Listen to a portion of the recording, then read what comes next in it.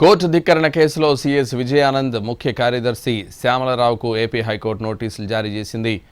Group 1లో ఎంపికై ప్రస్తుతం ఉద్యోగాలు చేస్తున్న వారిని నాన్ లోకల్ పోస్టులకు తక్షణం బదిలీ చేయాలంటూ ఈ నెల 11న ఆదేశాలు ఇచ్చింది హైకోర్టు.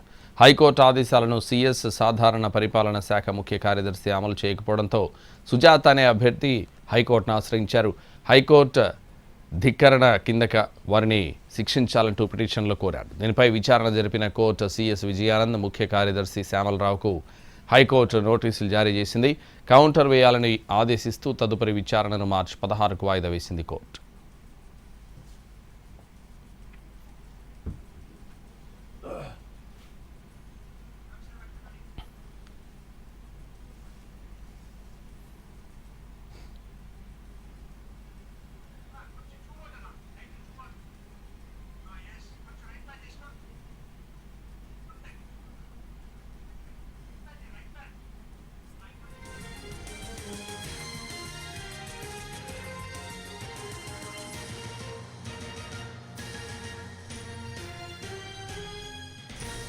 కోర్టు ధిక్కరణ కేసులో సీఎస్ విజయానంద్ ముఖ్య కార్యదర్శి శ్యామలరావుకు ఏపీ హైకోర్టు నోటీసులు జారీ చేసింది.